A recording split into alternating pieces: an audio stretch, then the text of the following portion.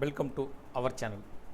நம்ம சேனலில் ஆசிரியர்கள் பயன்பெறும் வகையில் அரசு தரப்பில் வெளியிடுகின்ற அறிவிப்புகளையும் உத்தரவுகளையும் அவர்களுக்கான சம்பள உயர்வு, பதவி உயர்வு, பணியிடை மாற்றம், அதேபோல் ஆசிரியர்களுக்கான சிறப்பு தகுதி தேர்வில் வெளியிடப்படுகின்ற கட் ஆஃப் மதிப்பெண்கள், அதேபோல் வெயிட்டேஜ் மார்க் வழங்குவது பற்றிய அறிவிப்புகளும், மதிப்பெண்களை குறைப்பது பற்றிய கோரிக்கைகள் பற்றிய ஆசிரியர்களுடைய கோரிக்கைகள் முன்வைக்கும் வகையில் தொடர்ந்து கோரிக்கைகளையும் தகவல்களாக தொடர்ந்து கொடுத்துட்ருக்கோம். அதன் அடிப்படையில் இன்றைய தினம் ஆசிரியர்களுக்கு 2500 ரூபாய் உயர்வு 2026 ஜூலை 15ஆம் தேதி இன்றைய முக்கிய தகவல்.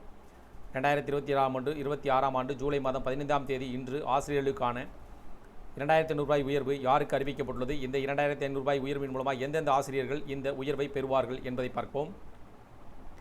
குறைந்த தொகுப்பூதியத்தில் 16 ஆண்டு காலம் பணியாற்றி வரும் தமிழகத்தில் 11,773 பகுதி நேர ஆசிரியர்களின் நீண்டகால கோரிக்கைகளுக்கு தாவேகா அரசின் முதல் பள்ளி கல்வித்துறை மானிய கோரிக்கையில் தீர்வு கிடைக்குமா என்று எதிர்பார்ப்பு எழுந்துள்ளது.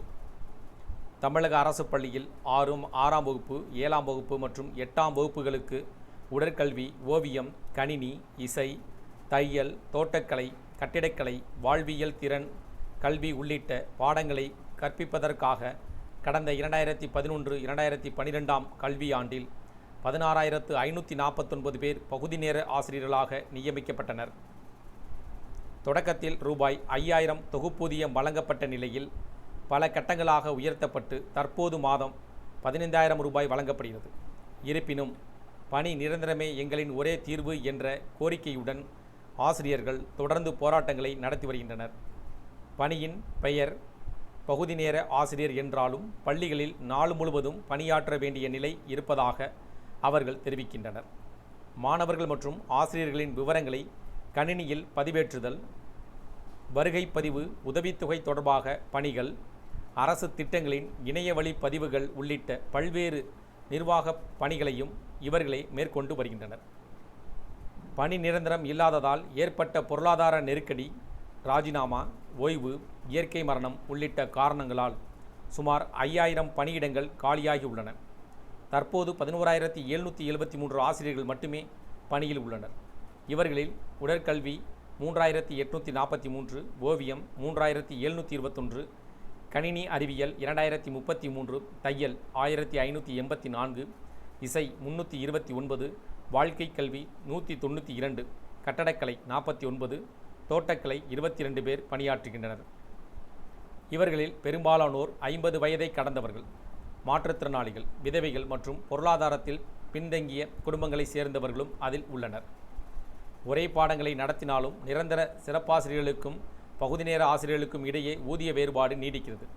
நிரந்தர ஆசிரியர்கள் அரசு சலுகைகளுடன் மாதம் சுமார் ரூபாய் 1,00,000 வரை பெறும் நிலையில் பகுதி நேர ஆசிரியர்கள் எந்தவித சலுகையுமின்றி 15,000 ரூபாய் மட்டுமே பெறுகின்றனர். தமிழ்நாடு அனைத்து பகுதி நேர ஆசிரியர்கள் கூட்டமைப்பில் மாநில ஒருங்கிணைப்பாளர் எஸ். செந்தில்குமார் கூறுகையில், தமிழகத்தை தவிர பிற மாநிலங்களில் பகுதி நேர ஆசிரியர்களுக்கு கட்டுப்படியான ஊதியம், இஎஸ்ஐ, வருமான வைப்பு நிதி, வருங்கால வைப்பு நிதி, மகப்பேறு விடுப்பு, பணிக்கொடை உள்ளிட்ட நலன்கள் வழங்கப்படுகின்றன. தமிழகத்தில் மட்டும் தொடர்ந்து புறக்கணிக்கப்படுகிறோம். தற்போது வழங்கப்படும் 15,000 ரூபாயில் ரூபாய் 10,000 ஊதியமாகவும் 5,000 உதவித்தொகையாகவும் தனித்தனியாக வழங்கப்படுகிறது. மேலும் நிரந்தர ஆசிரியர் பணியிடங்களுக்கு தேர்வு நடத்தும் போதும் 16 ஆண்டுகளாக பணியாற்றி வரும் பகுதி நேர ஆசிரியர்களுக்கு முன்னுரிமை வழங்கப்படுவதில்லை என்றார்.